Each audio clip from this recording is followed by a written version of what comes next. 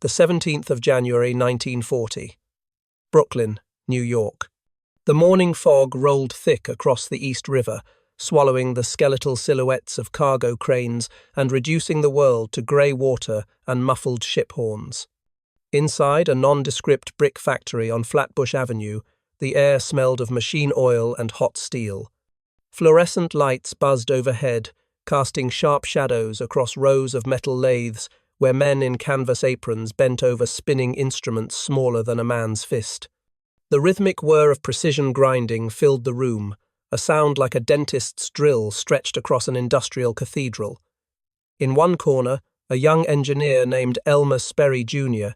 watched a gyroscope spin on its test mount, its polished brass rotor blurring into a golden disc. The instrument trembled, then steadied, holding its axis with an almost supernatural defiance of gravity. Outside, America slept through the last winter of its peacetime innocence. Inside this room, men were teaching machines to see through clouds. The year 1940 marked a peculiar moment in American aviation history, a threshold between possibility and capability, between the dream of flight and the machinery of war. For nearly 2 decades, pilots had conquered distance and altitude, stitched continents together with mail routes, and painted their names across the sky in stunts and records. Yet they remained prisoners of the weather. Clouds were walls. Fog was a death sentence. A pilot entering a storm without visual reference to the horizon would within minutes lose all sense of up and down, tumbling through grey nothing until the ground came up to meet him. The human inner ear, magnificent in its complexity, becomes a liar in 3-dimensional motion. The body screams that the aircraft is turning when it flies straight, insists it is climbing when it descends. Pilots called it vertigo. Physicists called it spatial disorientation. Insurance actuaries called it the single greatest killer of aviators in peacetime America. And in January 1940, as Europe burned and the Atlantic grew dark with U-boats, the United States Army Air Corps possessed exactly 0 reliable instruments that could tell a pilot which way was up when he could not see the ground. This was not ignorance. It was not lack of trying. The problem was fundamental, rooted in the chaotic adolescence of American manufacturing and the unforgiving mathematics of precision engineering.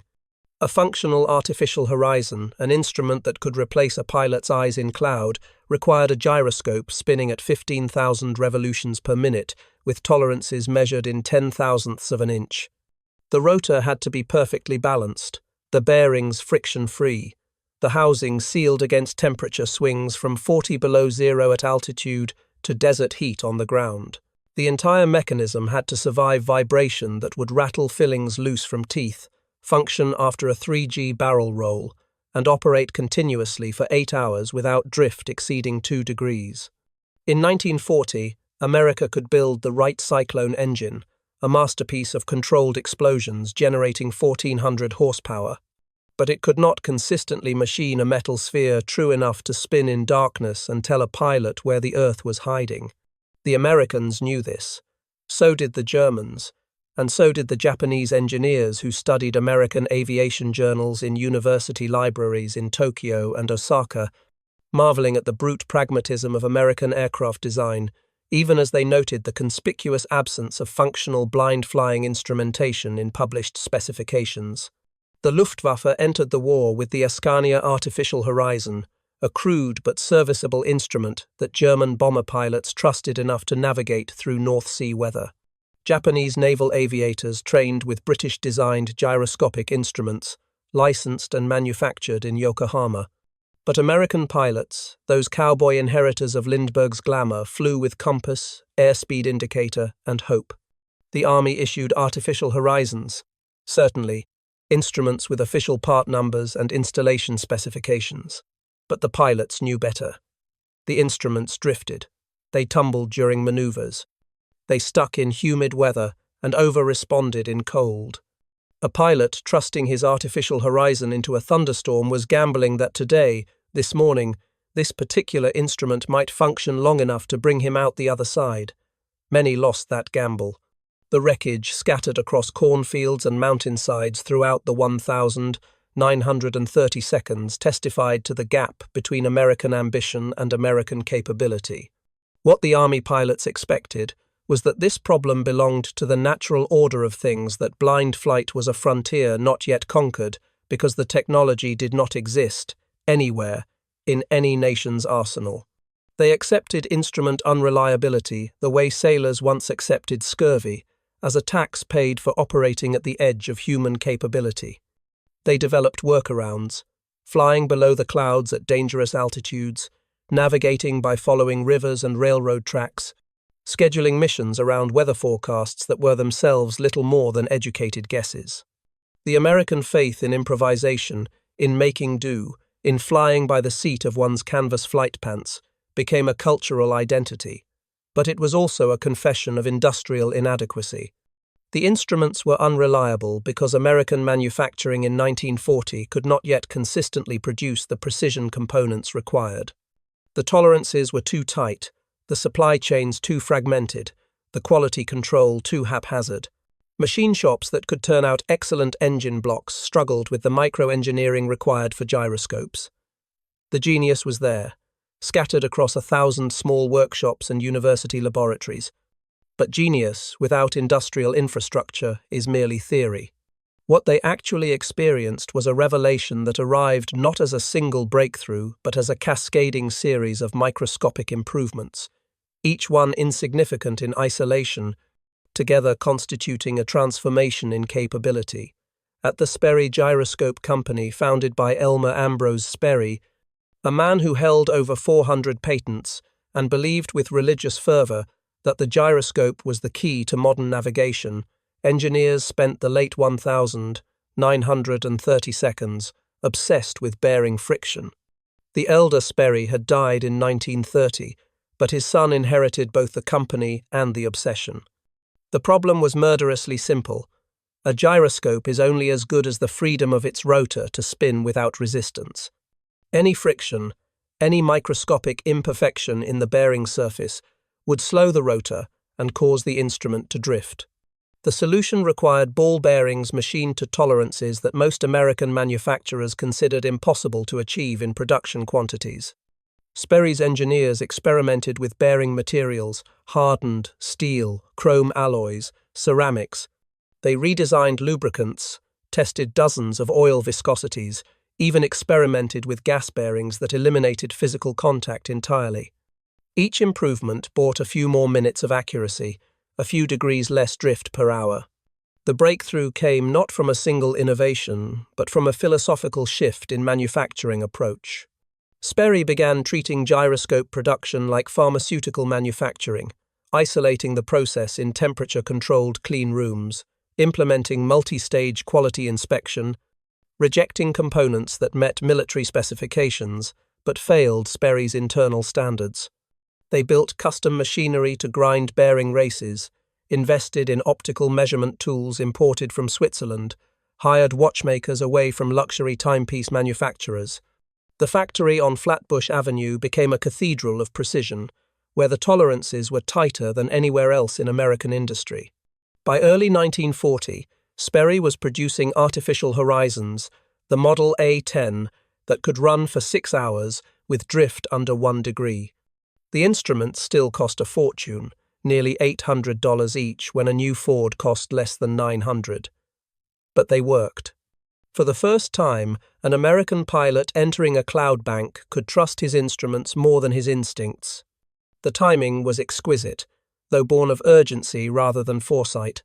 The war in Europe transformed overnight from a political crisis into an industrial mobilization challenge. Britain, her cities burning under Luftwaffe bombers, sent purchasing commissions to the United States with open checkbooks and desperate requests. The RAF needed not just aircraft, but the instruments to fly them in British weather, where clouds hung low for months and night came early. The U.S. Army Air Corps, watching the Blitz with a voyeur's mix of horror and fascination, suddenly understood that the next war would not be fought in clear skies over romantic battlefields. It would be fought in darkness, in storms, through clouds thick enough to hide entire bomber formations. The instrument panel became as critical as the engine, and Sperry, almost by accident, found itself holding the key. Production scaled with a speed that would have been impossible 5 years earlier. America's industrial base, recovering from the Depression and beginning to hum with war contracts, had developed the infrastructure for precision manufacturing. Machine tool companies that had survived the lean years by building equipment for automobile manufacturers now retooled for aviation instruments. Steel mills began producing specialized alloys. Ball-bearing manufacturers invested in grinding equipment capable of tolerances measured in millionths of an inch. The ecosystem that would enable American industrial dominance during the war years was already forming in 1940, still invisible to most observers, but growing in the spaces between traditional industries. Sperry signed contracts with the Army Air Corps for thousands of artificial horizons, then tens of thousands. The company opened new factories, trained new workers, standardized production processes that had previously relied on the irreplaceable skill of individual craftsmen. The gyroscope, once a laboratory curiosity, became a mass-produced commodity. There was a symbolic weight to this transformation that extended beyond aviation. The gyroscope itself, a spinning rotor that maintains its orientation regardless of external forces, became a mechanical metaphor for American industrial philosophy. It was stable not through rigidity but through motion, through dynamic equilibrium maintained by constant energy input. It resisted external pressures not by strength but by clever exploitation of physical laws. And it enabled navigation through conditions where traditional methods failed, where neither sun, nor stars, nor landmarks could guide the way. In the hands of American engineers, the gyroscope represented the triumph of systematic problem-solving over intuitive piloting, of industrial precision over artisan skill, of instrumental rationality over human judgment. German and Japanese observers, reading the technical specifications of Sperry instruments in captured or purchased American aircraft, began to understand that they faced an adversary whose strength lay not in superior piloting or tactical innovation, but in the relentless industrialization of capability. The historical record documents this shift with the precision of flight logs and accident reports. In 1939, the Army Air Corps recorded 83 fatalities from weather-related crashes, pilots caught in unexpected storms, disoriented in clouds, victims of spatial vertigo.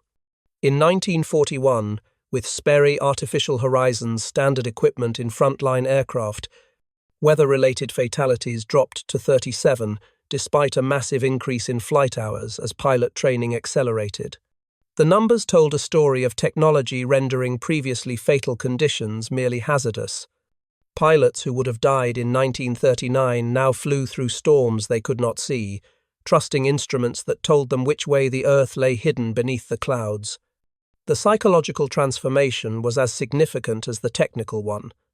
A new generation of aviators learned to distrust their instincts, to suppress the screaming certainty of their inner ear, to believe the dancing needles and spinning gyros on their instrument panel, even when every nerve insisted those instruments were lying. This was a new kind of pilot, a systems operator whose skill lay not in feel and instinct, but in precise obedience to mechanical truth. The contrast with enemy forces would become stark as the war progressed. Japanese naval pilots, trained in the samurai tradition of intuitive mastery, struggled with instrument flight. Their training emphasized visual acuity and split-second reaction, skills magnificent in clear weather combat but useless in clouds.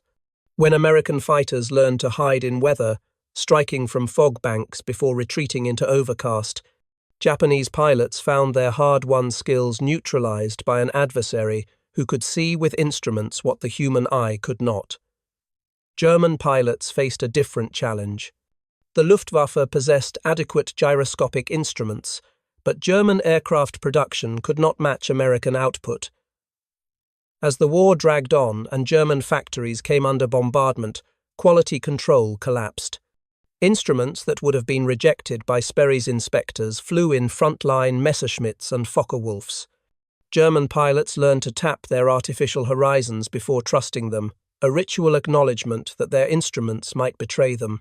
But in 1940, these confrontations still lay ahead, visible only to strategic planners and pessimists. In Brooklyn, the war was still an abstraction, a European tragedy that Americans watched in newsreels while congratulating themselves on their ocean moats. The engineers at Sperry worked long hours not because they imagined their instruments would help sink the Bismarck or guide bombers over Tokyo, but because they were solving an interesting problem with satisfying elegance. There is, in the historical record, a wonderful naivety to the technical papers published by American engineers in 1940 documents that described in precise detail the solutions to blind flight instrumentation, innovations that would within 2 years become military secrets. These papers were written for an international audience of fellow engineers, shared freely in the belief that technical knowledge transcended politics. German and Japanese engineers subscribed to the same journals, studied the same solutions, marveled at the American willingness to publish specifications that European and Asian militaries would have classified immediately. This openness was not stupidity, but reflected a fundamental American assumption about the relationship between knowledge and power. Americans believed, with a faith bordering on religious conviction, that technical problems had optimal solutions discoverable through systematic research, and that these solutions would eventually become universal regardless of who discovered them first. The advantage lay not in keeping secrets, but in implementation speed, in the ability to move from laboratory prototype to mass production faster than adversaries could copy. This was correct, as history would demonstrate, but it also meant that in 1940, Sperry engineers were essentially teaching the world how to build precision gyroscopes while simultaneously trying to corner the market on producing them. It was capitalist logic applied to military technology: share the knowledge, dominate the manufacturing, trust that American industrial capacity would prove decisive.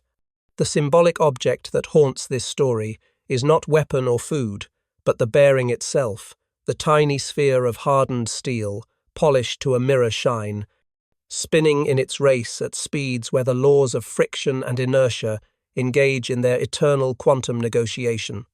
In Sperry's factory, barrels of these bearings sat in temperature-controlled rooms, each one inspected under magnification, measured with gauges sensitive enough to detect the thickness of a human hair. Workers handled them with tweezers, assembled them in dust-free enclosures, tested them on rigs that spun them for days, while sensors monitored for the slightest irregularity. The bearing became the physical manifestation of American industrial philosophy, not the largest or the most powerful, but the most precisely manufactured, the most consistently reliable, the most amenable to mass production. A German engineer could machine a better bearing by hand, coaxing perfection from steel through artisan skill. But Sperry could manufacture 10,000 bearings to the same specification, box them, ship them, install them in instruments that would fly from Nome to North Africa to New Guinea. This abundance of precision, this democracy of capability, represented something fundamentally new in military history. Previous wars had turned on access to strategic materials, coal and iron and oil. World War II would also turn on these, certainly, but increasingly it would turn on access to precision manufacturing capability, on the ability to produce complex systems in quantities that transformed them from rare military assets to disposable commodities. An artificial horizon in 1940 was a precious instrument, carefully maintained and treated with reverence by pilots who understood its value. By 1944, damaged artificial horizons would be ripped out and replaced rather than repaired, tossed in scrap bins because manufacturing a new one was faster and cheaper than fixing the old. This transformation from scarcity to abundance, from craft to commodity, defined American industrial warfare. The Germans and Japanese expected America to be wealthy but soft, capable of producing consumer luxuries, but not instruments of precision warfare. This was the comfortable assumption of military powers, whose industrial bases were organized around artisan skill and quality control through expert oversight. The German machine tool industry was magnificent, producing equipment capable of tolerances American shops could not match. Japanese optics were superb, their lenses ground by craftsmen who had apprenticed for decades. But neither nation had developed the industrial philosophy necessary to mass-produce precision at scale. Their factories were organized around the assumption that quality required expertise, that tight tolerances demanded skilled labor, that precision was inevitably expensive and therefore scarce. They looked at American abundance, the endless consumer goods, the automobiles and refrigerators and radios, and concluded that America could manufacture quantity, but not quality. What they actually experienced shattered this comfortable assumption with the force of a revelation. American factories produced instruments that met or exceeded European quality standards, then manufactured them in quantities that made European production look like a craft workshop. The assembly lines in Brooklyn churned out artificial horizons faster than the Luftwaffe could destroy them. Sperry opened factories in Los Angeles, in New Orleans, licensed production to other manufacturers, created supply chains that pulled raw materials from Pittsburgh steel mills and ball-bearing plants in Connecticut.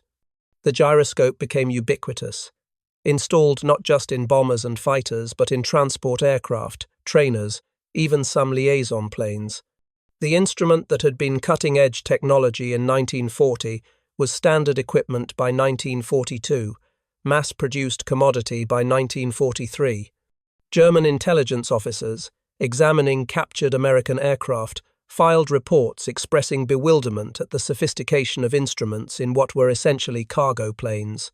The Americans were putting precision gyroscopes in aircraft that the Luftwaffe would have equipped with basic compass and altimeter. It spoke to an industrial capacity that seemed almost wasteful in its abundance. But there was strategy in this apparent waste, a logic that would only become clear as the war progressed. Every pilot trained on instruments became comfortable with blind flight, capable of operating in conditions that would have grounded previous generations. This meant American aircraft could fly missions in weather that kept enemy planes grounded, could maintain operational tempo regardless of visibility, could bomb through overcast, using instruments the Germans did not trust their own crews to use. The advantage compounded over time. American pilot training, built around instrument proficiency, produced aviators who were perhaps less skilled in dogfighting than Japanese aces, but far more capable of navigating across vast Pacific distances in marginal weather. American bomber crews flew missions into Germany during winter months, when cloud cover hung over Europe for weeks, delivering tonnage the Germans assumed weather would prevent. The gyroscope, spinning in its sealed housing, became the enabler of strategic bombing, of long-range maritime patrol, of the entire aerial campaign that ground the Axis into dust. The transformation this represented went beyond tactical advantage.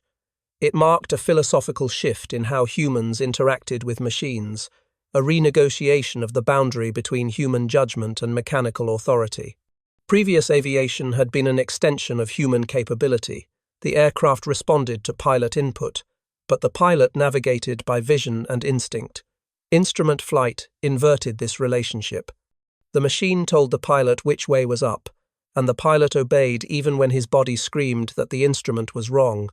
This required a new kind of trust, a willingness to subordinate human perception to mechanical authority that cut against every evolutionary instinct. American pilot training embraced this subordination with an enthusiasm that bordered on cultural transformation. Instructors taught students to ignore their instincts, to fly the needles, to trust the gyro over their gut. This was rationality made operational, scientific method applied to physical survival. European and Asian military cultures struggled with this inversion of human-machine hierarchy.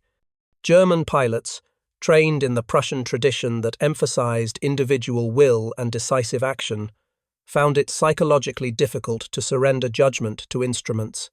Japanese pilots, steeped in Bushido philosophy that celebrated intuition and spirit, often reverted to visual flying even when trained on instruments. But American pilots, emerging from a culture that already embraced mechanical authority in factories and assembly lines, adapted with surprising ease. They were already accustomed to machines setting pace, to industrial processes demanding human conformity. The leap from factory floor to instrument panel was culturally shorter for Americans than for their adversaries. This gave American aviation a psychological advantage that complemented the technical pilots, who were genuinely comfortable allowing instruments to overrule instinct, who could fly for hours in clouds without the gnawing anxiety that their instruments might betray them. The historical evidence documents this transformation in training manuals and pilot memoirs. In 1940, Army Air Corps training devoted about 15 hours to instrument flight, treated as an emergency skill for those rare occasions when weather trapped a pilot away from his base. By 1943, instrument training consumed over 100 hours, with students spending weeks in link trainers' crude flight simulators with hooded cockpits that forced blind navigation. The washout rate was brutal, particularly for students who could not overcome spatial disorientation, who kept trusting their inner ear over their instruments. But those who graduated emerged capable of feats that would have seemed impossible to barnstorming pilots of the 1,920 seconds. They could fly precise headings in zero visibility, maintain altitude within 50 feet while buried in clouds, execute instrument approaches to airfields they could not see until breaking out of overcast 100 feet above the runway. This was flying as systems operation rather than aerial ballet, procedural rather than intuitive, but it was also far more effective than anything enemy forces could match. The gyroscope enabled this transformation, but the true innovation was industrial and cultural. Sperry solved blind flight, not by inventing new physics, but by systematizing precision, manufacturing, and then producing precision at scale. The company took processes that required skilled craftsmen and redesigned them for semi-skilled operators working with specialized tools. They took instruments that required expert adjustment and engineered them for reliability without adjustment. They took a military capability that had been limited by scarcity and made it abundant through industrial organization. This was America's actual contribution, not superior technology, but superior systematization, the ability to take complex processes and industrialize them without sacrificing quality. It was Ford's assembly line applied to precision instrumentation, and it worked because American industry had spent decades learning how to manufacture complexity at scale. By 1943, Sperry had produced over 100,000 artificial horizons, millions of gyroscopes for various applications, from bomb sights to automatic pilots. The company that had been a specialist precision manufacturer in 1940 had become an industrial giant, employing tens of thousands of workers across multiple facilities. The knowledge that had been proprietary became standard, as Sperry licensed designs to competitors, and the government demanded second-source manufacturing for strategic instruments. The gyroscope became ubiquitous, unremarkable, so common that pilots stopped thinking about it consciously. This was the ultimate victory, not the creation of a revolutionary technology, but its transformation into infrastructure, into something so reliable and abundant that it faded into the background of awareness. The epilogue writes itself in the clouds above a dozen battlefields and training ranges. An American pilot, perhaps 22 years old, farm boy from Kansas, or factory worker from Detroit, enters a cloud bank over the Pacific or the Atlantic or the English Channel. The world outside his canopy vanishes into grey nothing, all reference points erased. His inner ear screams confusion, insisting the aircraft is rolling left when it flies straight and level. Every instinct demands that he correct a bank that exists only in his disoriented perception, but he has been trained to ignore instinct, to trust the instrument panel. His eyes go to the artificial horizon, that small circular display where a miniature aircraft silhouette rides a line representing the Earth's surface. The gyro spins beneath it, maintaining orientation regardless of the chaos outside. The display shows wings level, nose on the horizon. The pilot's hands stay steady on the controls, his body screaming panic while his conscious mind follows the mechanical truth before him. He flies through clouds that would have killed his counterparts a decade earlier, maintained aloft not by his skill, but by his willingness to subordinate human perception to engineered reality. This moment, repeated thousands of times daily across every theatre of war, represents a transformation as significant as any battlefield victory. It is the triumph of systematic engineering over individual virtuosity, of industrial precision over artisan skill, of reproducible capability over rare expertise. The gyroscope spinning in its housing is a physical manifestation of scientific method applied to human survival measure precisely. Eliminate variables, trust reproducible results over subjective experience. It is democracy made mechanical, because precision abundant enough to be standard equipment is precision distributed to every pilot, regardless of their background or intuitive gifts. The farm boy flies as confidently as the country club pilot, because both have access to the same instruments, the same training, the same industrial infrastructure. The symbolic resonance extends beyond aviation into the larger American industrial project. The bearing spinning in its race, polished to tolerances measured in millionths of an inch, mass-produced by the thousands, represents the American answer to the question of how to win modern war. Not through superior courage or tactical brilliance, though these mattered. Not through better soldiers or more desperate motivation, though these played their roles. But through the patient accumulation of systematic advantages, the industrialization of precision, the transformation of complex capability into simple procedure. The Germans had better tanks, at least early in the war. The Japanese had better torpedoes. But America had better logistics, better mass production, better systematization of complexity. And in the end, abundance defeated quality, not because abundant products were individually superior, but because abundance enabled a volume of capability that quality alone could never match. There is poetry in this triumph of the systematic over the inspired, though it is a bureaucratic poetry that celebrates procedures and specifications rather than heroes and desperate last stands. The gyroscope does not care about the pilot's courage or his nation's righteousness.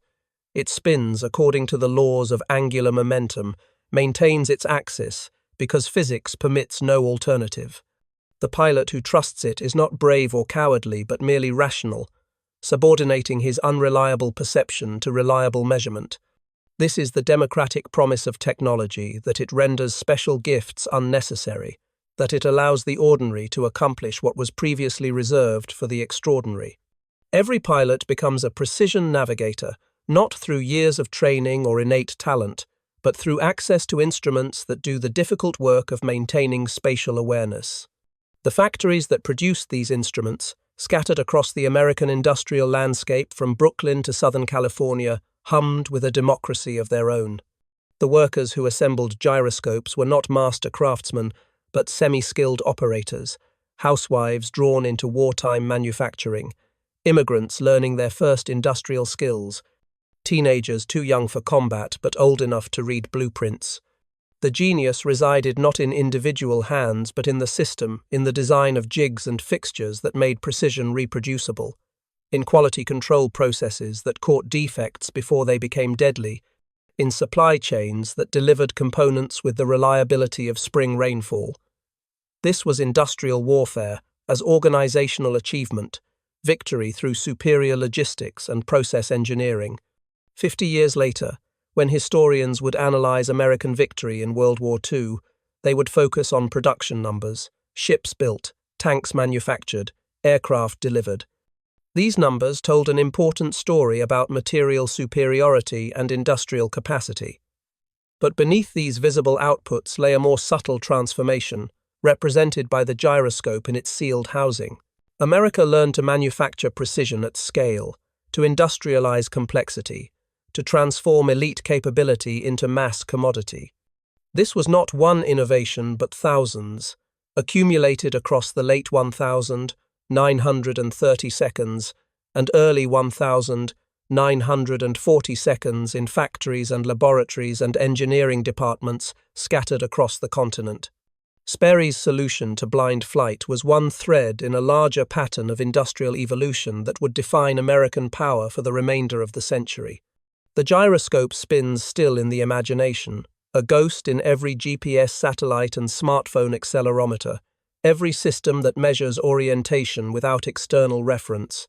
The mechanical descendants of Sperry's wartime instruments guide aircraft and missiles, stabilize cameras and spacecraft, enable the autonomous systems that navigate without human input.